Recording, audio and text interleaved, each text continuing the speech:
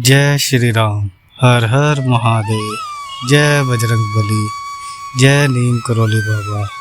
नमस्कार, स्वागत है एक बार फिर से आपके अपने चैनल विंकी स्टोरीज में। हम आशा करते हैं आपके परिवार में और आप सभी स्वस्थ होंगे। श्री हनुमान जी और परम पूजनीय गुरुदेव बाबा नीम करोली महाराज जी आप सभी भक्तों पर असीम कृपा सदैव बनाए रखें। यह दिन था 9 सितंबर सन 1973 का। दोपहर का समय था। महाराज जी के पास जिमती माँ, सिद्धि माँ और कुछ भक्त बैठे थे। तब बाबा जी ने लेटकर अपने ही हाथ की कोहनी का सहारा लेते हुए एक नोटबुक में राम राम नाम लिखा। नोटबुक के उस पृष्ठ के ऊपर 9 तारीख डालकर महाराज जी ने पूरे पन्ने में राम नाम लिख दिया और इसी प्रकार 10 तारीख डालकर एक और पन्ना भी भर दिया। फिर उसके ही अगले पन्ने पर कोने में केवल 11 सितंबर की तिथि डाली और उसे खाली छोड़ दिया। फिर उस नोटबुक को बंद करके महाराज जी श्री सिद्धि माँ की ओर बढ़कर बोले, अम्मा आज से तू ही इसमें लिखेगी। ठीक इसके 2 दिन बाद 11 सितंबर को महाराज जी ने महासमाधि ले ली और ब्रह्मांड की इस अविश्वसनीय घटना के बाद शुरू हुआ महाराज जी का वो रहस्यमय संसार जिसके हम सभी आज भी हिस्सा बने हुए हैं और सदैव आने वाली पीढ़ियां भी उसी रहस्य में संसार का हिस्सा बनी रहेंगी। दोस्तों 11 सितंबर को महाराज जी ने शरीर त्यागने के बाद में अपनी लीलाओं का अति विस्तार कर लिया। बाबा जिस तरह से कण कण में ईश्वर होते हैं उसी तरह से अनंत रूप धरकर अनंत जगह पर एक साथ लीलाएं करने लगे। आप यूं कह सकते हैं कि महाराज जी ने तो अपने अद्भुत रूप में दिव्य लीलाओं की छड़ी लगा दी। कहीं महाराज जी किसी को रोड पर चलते हुए दर्शन देते हैं तो किसी को सपने में आकर आदेश देते हैं। किसी के मांगने ही क्षण से उसके पास वह वस्तु पहुंचा देते हैं तो किसी की इच्छा होने पर दूसरों का उसके प्रति मन ही बदल देते हैं। महाराज जी की लीलाएं अनेक जगहों पर एक साथ चलने लगी। पहले बाबा एक शारीरिक बंधन में थे। उस बंधन के कारण महाराज अपनी लीलाओं को बहुत ही ज़्यादा सीमित रखते थे। एक साथ में 3 से 5 जगह तक महाराज जी प्रस्तुत होते, लेकिन उसके बाद नहीं, क्योंकि बाबा प्रगति के नियम के बहुत ज़्यादा विरुद्ध नहीं जाना चाहते थे। प्रगति जो एक मानव शरीर का जन्म और मृत्यु उसके बीच की यात्रा को तय करती है, उस प्रगति माता का पूर्ण सम्मान करते हुए महाराज अपनी लीलाओं को बहुत ज़्यादा सीमित रखते थे। लेकिन दोस्तों शरीर त्यागने के बाद में बाबा हर जगह पर फैल गए और महाराज जी का स्वयं का कहा गया कथन कि हम तो वायु हैं वह पूर्ण रूप से सत्यापित हुआ। जिस तरह एक जीवित मनुष्य को सांस लेने के लिए वायु की जगह पर आवश्यकता होती है, ठीक उसी तरह से एक भक्त को अपने इष्ट अपने गुरु की हर क्षण आवश्यकता होती है। और महाराज जी आप सूक्ष्म रूप में हर भक्त के पास बिल्कुल पास बहुत नज़दीक पल रहते हैं। बाबा की इसी लीलाओं के अति विस्तार करने की प्रवृत्ति के कारण महाराज जी की भक्ति का बहुत ज़्यादा प्रचार और विस्तार हुआ है। जो बाबा के बारे में सुनता है महाराज जी अगले ही क्षण उसके साथ कुछ ऐसा घटा देते हैं कि वह पूजनीय बाबा नीम करोली जी का होकर रह जाता है। बाबा इन लीलाओं के साथ साथ अपने होने का प्रत्यक्ष प्रमाण हर क्षण देते रहे हैं ताकि उनका भक्त एक चमत्कार की दृष्टि से भ्रमित ना हो जाए। अपितु महाराज जी का भक्त सत्य को स्वीकार कर ले। सत्य यानी ईश्वर, ईश्वर ईश्वर सर्वत्र, ईश्वर सर्वत्र, हर कण कण के अंदर। और महाराज जी अब सूक्ष्म जगत के अंदर अपने सर्वव्यापी रूप के अंदर विस्तारित हो चुके हैं। इसीलिए बाबा के द्वारा छोटी से छोटी लीला और बड़े से बड़ा रूपांतरण एक ही क्षण के अंदर घट जाता है। एक छोटी सी घटना आपको यह यहाँ पर बीच में साझा करते हैं, जो कि समीर श्रीवास्तव जी के साथ घटी है। वह कहते हैं कि हम प्रयागराज से ही हैं। बाबा वहाँ पर चर्च लेन में दादा के घर हमेशा आया करते थे और वहीं पर बहुत समय तक रहते भी थे। जब महाराज जी वहाँ रहते थे तो अनेक भक्त बाबा के दर्शन के लिए सुबह शाम पंक्ति में रहते थे और हाथ जोड़े महाराज जी के दर्शन की अभिलाषा लिए इंतजार करते रहते थे। वो घर आज भी बाबा की पूजा स्थली के रूप में जाना जाता है। आज भी वहाँ पर महाराज जी का बहुत ही दिव्य एहसास और कोई जो जाता है उसे अवश्य प्राप्त होता है। समीर जी कहते हैं कि मैं वहीं रहने के बावजूद कभी वहाँ जा नहीं पा रहा था।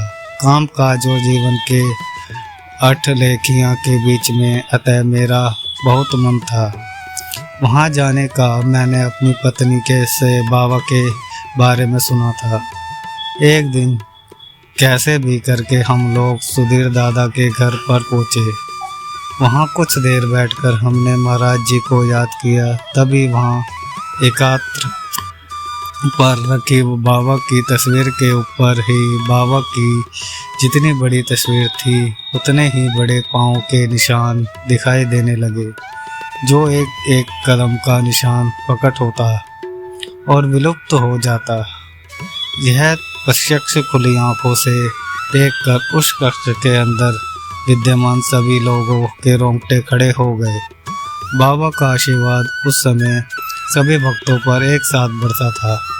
वह दृश्य कुछ इस तरह से था कि बाबा उस तस्वीर के ऊपर कदम दर कदम बढ़ाते हुए चलते हुए दीवार के ऊपर जा रहे थे और बाबा का अति तेज में अति विशाल का शरीर तो नहीं दिख रहा, परंतु उनके कदमों के निशान बिल्कुल स्पष्ट हम सभी लोग एक साथ देख पा रहे थे।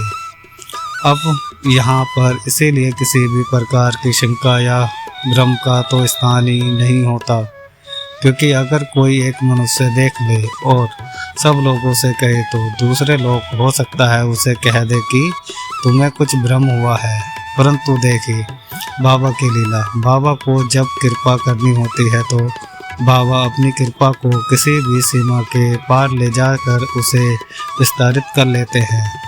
यह घटना प्राप्ति की दृष्टि से देखा जाए तो कुछ भी नहीं, परंतु अस्तित्व की दृष्टि से देखा जाए तो सब कुछ है, क्योंकि तस्वीर के ऊपर पैरों के निशान बनना और एक एक कदम जैसे उठकर चलता है, बिल्कुल हूबहू उसी तरीके से एक बार निशान बनना और विलुप्त हो जाना, फिर से दूसरे कदम के निशान बनना और विलुप्त हो जाना।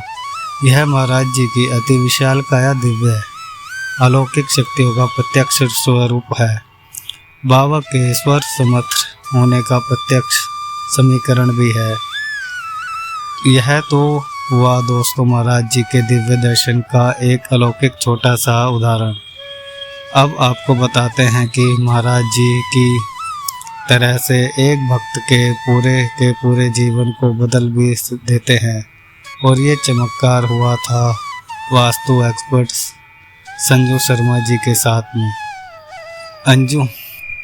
अंजू जी कहती हैं कि महाराज जी का सबसे बड़ा चमत्कार तो मैं स्वयं खुद हूँ। 2015 से पहले ज़िंदगी में हमारे कुछ भी ठीक नहीं था। मेरे पति की नौकरी नहीं थी और हम पैसे के लिए मुहताज हो रहे थे। चारों तरफ हाथ फैलाया, बहुत से लोगों को मदद करने के लिए कहा, लेकिन कोई सहायता भी नहीं मिल रही थी। बच्चे के स्कूल की फीस भी नहीं पा रहे थे। पति जो भी काम करते, जिस भी काम में अपना नया हाथ आजमाते, उसी में उनका नुकसान हो जाता। किसी के साथ साल सिर्फ कष्टों में गुजरे, अपने भी मुंह मोड़ने लगे थे। लग रहा था जैसे अनाथ हो गए हैं इस दुनिया में। फिर किसी एक दिन पता चला कैची धाम जाने से सारे कष्ट दूर हो जाते हैं। तब हमने कुछ बचे हुए पैसे जुटाकर एक आस लेकर चल दिए श्री कैची धाम और जाकर बैठ गए। महाराज जी के चरणों में जैसे ही आंखें बंद करी तो लगा जैसे बाबा जी ने हाथ रखा है सर पर। बस मेरी आंखें तो अपने आप पानी बहाने लग गया और जब थोड़ी देर बाद आंखें खुली तो मन शांत हो गया, जैसे किसी ने सब कुछ दे दिया हो। हम उन्हें अपनी ज़िंदगी की व्यथा सुनाकर और जीवन में मान सम्मान मांगकर वापस लौट आए। आगे अंजू कहती हैं कि चूँकि जीवन के 7 साल हमने इतने ज़्यादा कष्टों में गुजारे थे कि अब आने पर हमें आशा तो कोई नहीं थी, फिर भी हमने बाबा से बस इतना धन जरूर मांगा था कि इज्जत की ज़िंदगी जी सके और किसी के सामने हाथ न फैलाना पड़े। वह कहती हैं कि वहाँ से आने के बाद ज़िंदगी फिर सही दिशा पकड़ने लगी। पति को और मुझे दोनों को एक साथ अचानक से जॉब मिल गई और धीरे धीरे हमने अपनी मेहनत बढ़ाई और पाई पाई जोड़कर धन अर्जित किया, धन को संचित किया और उसके बाद आज हमने अपना घर खरीद लिया। पर मेरे घर में सबसे पहले महाराज जी ही प्रवेश करेंगे, क्योंकि यह सब कुछ महाराज जी के ही आशीर्वाद से संभव हुआ है। वह बताती है और रो देती है कि अपनी बेटी पर बहुत उपकार किए हैं आपने। धन्यवाद बाबा जी। दोस्तों, जैसा कि हमने आपको वीडियो के शुरुआत में ही ये व्याख्यान किया था कि महाराज जी ने अपना शरीर त्यागने के बाद में अपनी लीलाओं को अति विस्तारित कर लिया है, सर्वव्यापी कर लिया है और अब तो लीलाओं की लगभग छड़ी से लगा दी है। इसमें सिर्फ दर्शन नहीं अपितु एक भक्त के पूरे जीवन को महाराज जी बदल कर रख देते हैं। दोनों घटनाओं का वर्णन करके हम उम्मीद करते हैं कि आप सभी भक्तों का महाराज जी पर विश्वास अब और ज़्यादा दृढ़ हो जाएगा।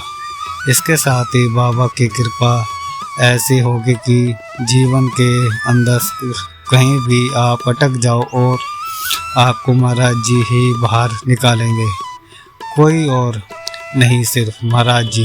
भक्ति के मार्ग पर या चलते रहिए। आशा करते हैं आज का यह अलौकिक वीडियो आपको ज़रूर पसंद आया होगा। अगर अच्छा लगा हो तो जाने से पहले वीडियो को लाइक करें, कमेंट करें, शेयर करें और अगर आप इस वीडियो में नए हैं तो वीडियो को सब्सक्राइब भी करें। जय नीम करोली बाबा, हर हर महादेव। बाय दोस्तों।